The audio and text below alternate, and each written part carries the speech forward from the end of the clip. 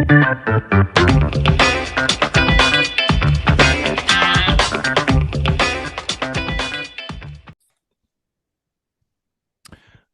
right. Welcome back to another episode of the Real Estate Investing Club, and happy Friday, everybody. As always, bringing that Friday energy to you. Hope you guys are having a good day. It's a good day for a second reason because we got Nick Disney with us on the podcast today. Nick is from sellmysanantoniohouse.com. He does single families out in San Antonio, and specifically, they like the owner financing route. They like holding notes. It's a unique strategy we've covered very briefly on the podcast before, so I'm super excited to jump into this. Nick, thanks for hopping on the show. Thanks for having me, man. I appreciate it. Absolutely. I told you before we got on here, we always like starting with stories and hearing how people got to where they are. So why don't you take us to the beginning of your story in real estate and tell us how you got here? Absolutely. The beginning was just from a place of wanting a little more, wanting something else besides just a regular job and producing more and be willing to work hard and found real estate investing, felt like I understood real estate. At the time, I felt like because I was fairly handy that would be a good route. That's not what I do now, but and really just focused on trying to find the first property, read a few books, and was like, hey, well, I get some of this. It makes sense. You know, I could buy something like a single family house and improve it, add some value, and and if I rent it, somebody will pay me each month for letting them live in this house. And so started down that path and built through the rentals and was obviously do some wholesaling and flipping and we still do a little bit of that. We still have a bunch of rentals, but later on transitioned over to owner finance. And for folks that aren't as familiar, we're just buying the property, we're rehabbing it, we'll sell it, and we sell it, we'll take a down payment, and we will carry back the note so they can make payments to us. We're essentially acting as the bank and collecting a monthly payment. And so that is the main focus of the business now. We make several notes a month. We keep some of those, and we sell a lot of notes to other investors who really don't want to do any legwork and just want to own the note. And so that's really the focus of where we are today. Nice, man. Yeah, it's a very unique strategy, and I feel like there's a lot of upsides to it.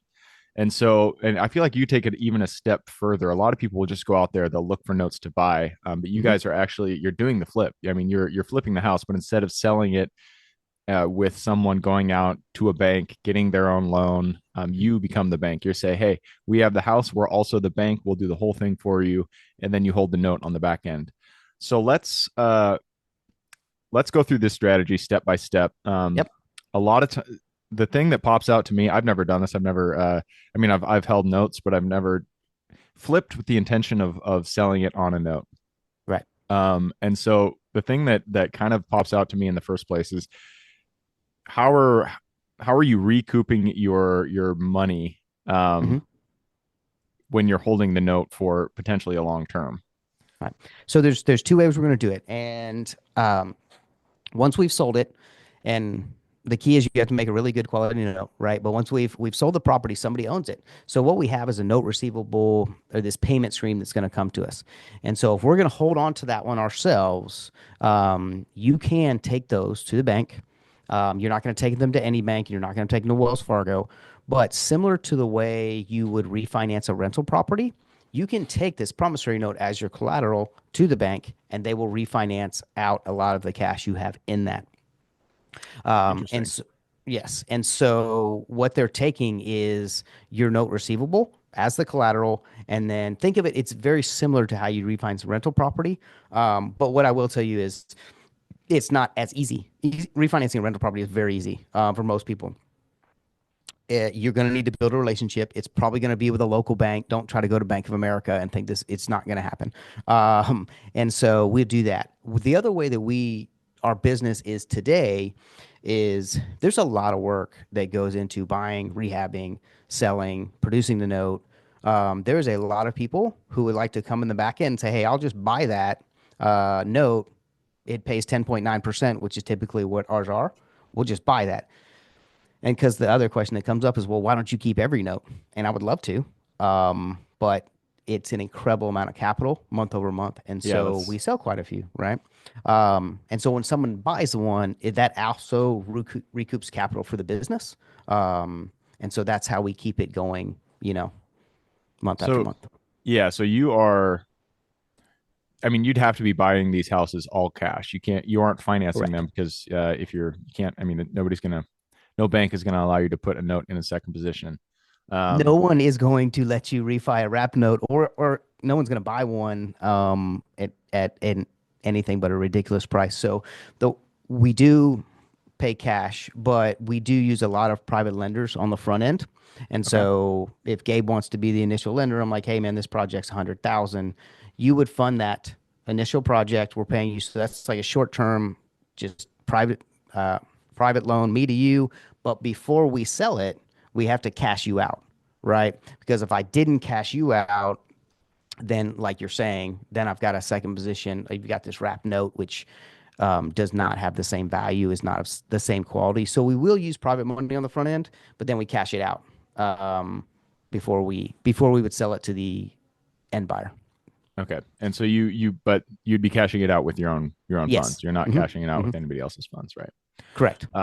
So yeah, the this doesn't seem like a strategy that can work multiple times in a row because as you mentioned, you run out of capital. You buy a house for 100,000, you have 100,000 in that house. You can sell it on a Hmm. note, 10.9% interest.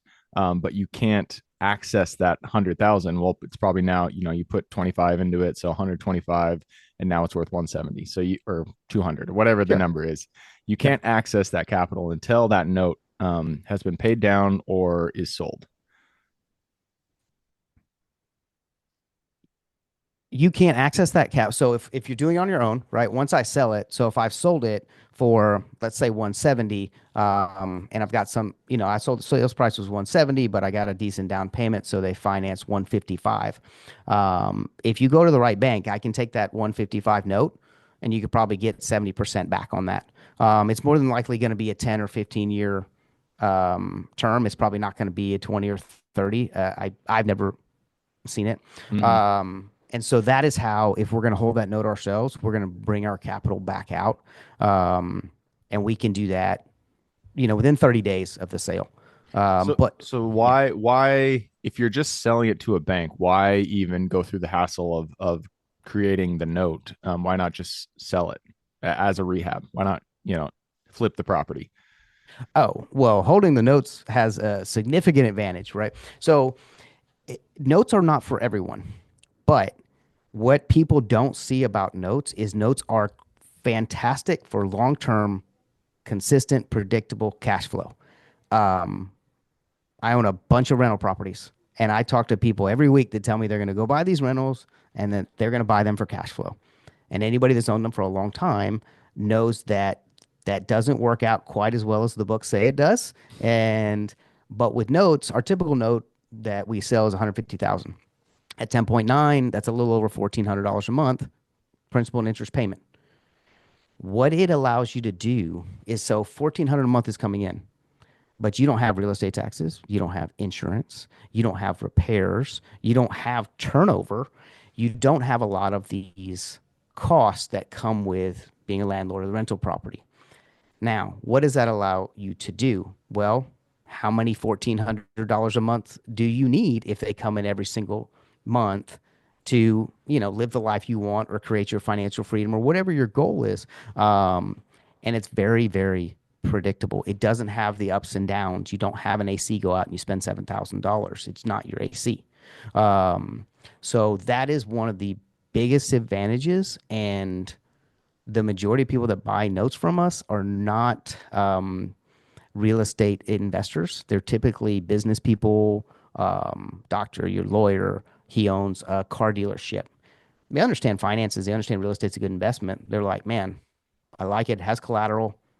It's consistent return. It actually produces cash flow, and it's something other than the stock market. And so that's where our that's where we fit really well. And if people are looking for something else, then our business model is not the right fit for them, and that's all right. Yeah.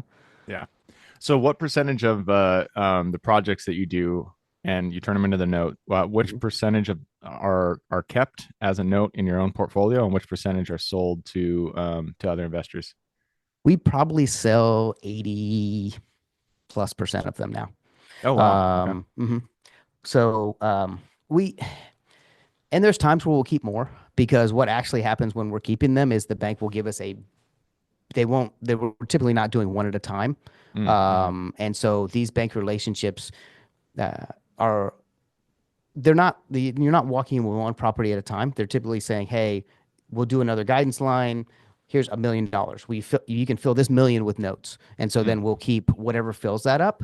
And in between, we'll sell them because to your point earlier, when we do sell it, it does put cash back in the business, and we have expenses and we have a whole team, and so we need cash going into the business as well as we need cash flow, which is our ultimate goal is long term cash flow, but we need the cash as well. Yeah. Yeah, and that's I mean that's what kind of jumps into my mind when I'm thinking of somebody who's getting into real estate. They're trying to figure out their strategy. Like, what am I going Yep. to do? How am I going to achieve financial freedom, which is Hmm. usually cash flow. That is what financial freedom is. You can, I mean, I guess if you flipped a house and you made $6 million, All then right. then you're You're all free right. there. But usually people are thinking about cash flow. But using this strategy, Mhm. it would be difficult unless you didn't already have a significant portion of cash flow to deploy because you can't, like we mentioned before, you can't access that capital until the note is sold. And once Right. the note's So sold, you don't have the cash flow. correct. What I would, if we're speaking to a beginning investor who wanted to go the owner finance route, right? There are other ways to do it. It would not be the same as our business, but I definitely did it starting. Okay. Because if you're borrowing private funds from people, all you have to do is be honest with your private investor, and if you're going to keep that note, you're not going to sell it. There are many lenders who will let you wrap their money with a Mm, second, right? And so when I first started, I didn't have enough money to fund, an operation like we run now. And so what I would do is I'd go to the private lender, and things were a little cheaper because it's a long time ago. But I'm like, hey, it's 50, $60,000 for it. They'd let me borrow it, and I would tell them, I was like, hey, here's my plan. I'm going to rehab this, but I'm going to sell it. I'm going to wrap it. I'm still going to make your payment. I will pay you every month, just like we agreed. You want to get a little longer terms. You need somebody that's going to loan 3, 4, 5 years. And then I would wrap it. And so I would have a spread because if I borrowed 60 and, say 10% is what I borrowed it at, but I sold it at 100 at 10.9, obviously there's a spread in the cash flow. And then what I would do is use my other projects, like any wholesale that I could do or like the small flips I was doing, and I would save it to pay them back. yeah. The reason I did it too is because if you can do that and pay them off, I sold mine on 30 years. So if I paid them off in 3 to 5, I could keep the other 26, 27 years of payments. And that's what I really wanted. So that is a strategy you can use. You're not going to be able to scale that probably, right? But if you're getting started and you really want to owner finance and you believe in that's your way to cash flow, do it. But do not lie to your private lenders. People think they're going to do it. It's such a terrible idea. Tell them, and if they say no, don't do it. Find another one. Yeah. Yeah, but that does make sense because then you are the one that's in second position. They're still in first. They still are Yep. secured by that property. They're going to get paid out first, and so Yep. really, there's not as I don't see much risk at all to them because they're still covered. They still have their Mhm. money covered by the work that you've already done in the property. Um, cool. So let's talk Yep. about how your business runs today. It sounds like you got a team out there. They're doing work. How Hmm. do you get the leads, and then what is the process you take them through once you get them? Yep. The majority of our leads come through our website. We do a lot of marketing online, sellmysanantoniohouse.com. And so a lot of SEO, Google ads, the majority come through that. Second is direct mail. We have a direct mail campaign that hits our target areas in San Antonio, and then uh, and then just relationships and word of mouth because we've been around and we've been in the area a long time. And the other leads will come through that, but the majority come through our website. Nice. Yeah, SEO is definitely the best strategy. I had when I don't do flips anymore, but when I was doing flips, I actually ranked a website, and it was doing pretty well. And then I switched over to commercial, and I didn't realize you can sell ranked websites, and I kicked myself because I just shut the website down rather than sell. Oh, But oh well. So of those, you mentioned three different methods: SEO, Google mhm. Ads, direct mail. Which one works the best? Which one is your favorite? Oh, SEO. But if you can put in the work and put in the time, it's the best leads and the best spreads over time. And those are all inbound. So somebody actually went in and typed in We buy houses San Antonio, was looking for you, and then called you for your service. Um, that's my favorite one. SEO. Mhm. Is there any specific tips you can give people out there to how they can rank a website, how you did it, what platforms you use, all that stuff? Yeah, I mean, we have a Carrot website, and we did try to make it different. My tip would be to try to make yours unique to you. If you go and you try to copy mine, you're just going to be second to mine. That doesn't really help you. You need one that speaks to who you are, what you are, and try to make it a little bit unique. And then focus on keywords that make a difference in our business. Where sell my house, San Antonio does not, because that's everybody that wants to sell a house, and we're not a good fit for them. But cash for houses, we buy houses, problems where we can come in and solve them with cash by buying the house. That's the keywords I would focus on, and know that it's going to take time. You're not going to do it in a big city in 2 months. It just takes longer than that. So you need a long-term plan on the SEO and something to produce quality leads. Another way to do it so you can keep your business going while you build the SEO. Yeah, and that would be the direct mail or Google Ads. Exactly. Do you guys run your own ads or do you hire an agency? Absolutely not. There's a guy named Doug out of Fort Worth. I've worked with him for a long time. I'd be happy to referral, or you can put him in the show notes. I'll send it to you. He runs the Google Ads. He's better at it than me. He knows more about it than me. I don't want to learn it. Like, you do it, man. I pay you, and it's better for both of us. Yeah. Yeah, I ran Google Ads when I was first starting, and man, you can sink a lot of money quickly into Real Google quick. Ads, real quick. Real quick. Yeah, that's funny. All right, we are cutting the time down, so I'm gonna ask before we get to the quick question round. I Yep. always like to ask, what does the future hold for you guys? Your crystal ball, next 3 to 5 years. What's your goals, and what do you see for the market? For us is to grow the note portfolio and our investors. I am seriously considering starting my own debt fund to Hmm. hold notes and exactly what we do. So there's a very good chance that I will start that in the next year or so. Um, and we'll continue to do that. And I think we'll just go more to lending. We do have quite a few rentals, and I'm pro rental as well, but I think we'll just go more to that space. And as far as the market, I think rates are going to stay high for a little bit. We're going to have to learn to work in that market, but people will go back to living and buying houses, and things will hopefully get a little more smooth. And we just need to we love the good times, but we got to take the ones that are a little tougher to operate in as well. Yep. Yeah, it doesn't matter how high rates get, people always do need a place to live. So that is, I guess that's a benefit. That's a Yep. silver lining Yep. there. All right, I'm going to take that opportunity and move us on to the quick question round. Are you ready? Yep. All right, it starts with education, and this could be any form. It could be a book you read, a conference you went to, mentorship program you're a part of. But I need two recommendations, one for general life wisdom and one for real estate. General life wisdom. There is a book called Grit. Mm. Um, Mm-hmm. and it they did long study and interviews, but it also talks about just toughness and perseverance. I'm a big fan. So you guys should read that one. And a real estate related one, it's a classic, but I mean, Rich Dad Poor Dad, it made a difference for me. It was at the beginning, and I never had anyone explain to me that I could own something, people would pay me, and I could use that to pay for my stuff. And we still do that exact same thing to this day. Yeah. And so I really just really appreciate the lessons that I was able to pull out of it. Yeah. Yeah. That is a catalyst for a lot of investors out there. Hmm. It doesn't tell you how to do it, but it definitely tells you why you should do it. And so, Exactly. yeah, it's a good book.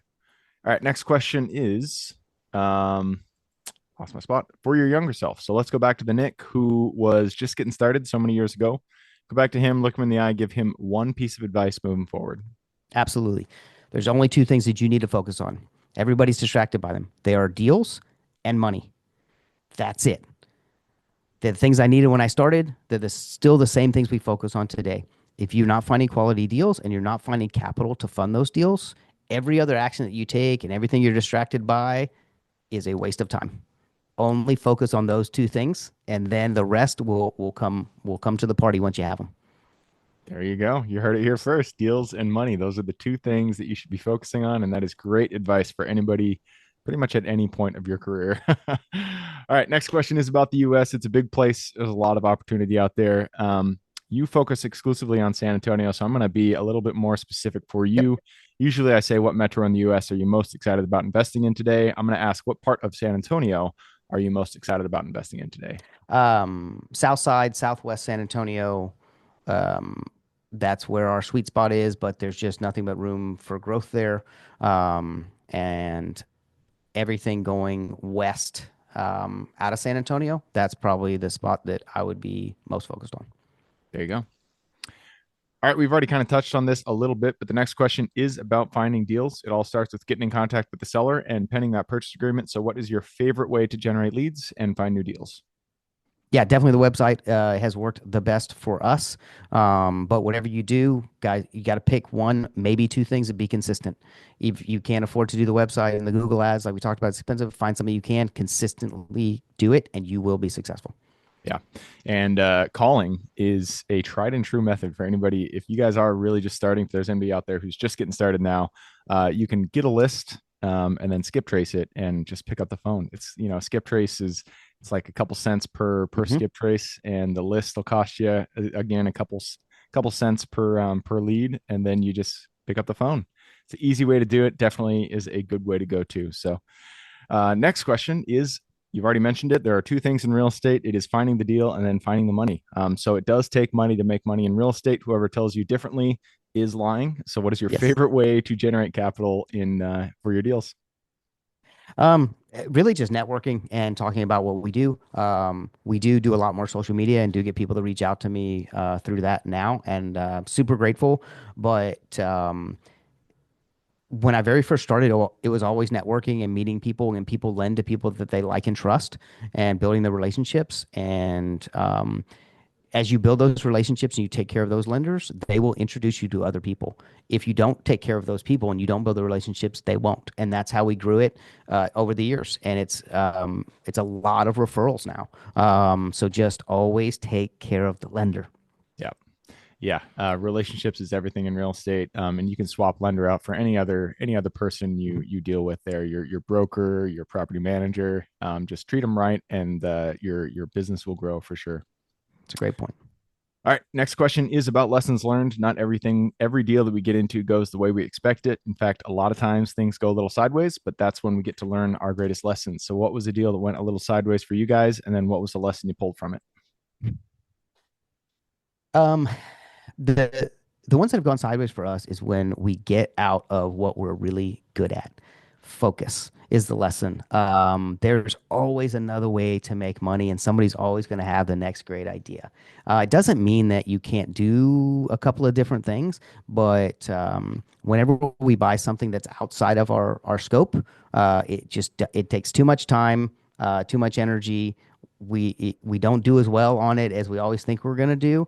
So hyper focus is the lesson, and absolutely crush it. And then when you're crushing that, then if you want to look at something else, it may be time for a swap. Yeah, I'm shaking my head because that is 100% great advice. There's so many times when the shiny object syndrome gets me, Mhm. and I just there's so many ways, as you said, to do real estate. There are exciting ways. There's different asset classes, different strategies within those asset classes.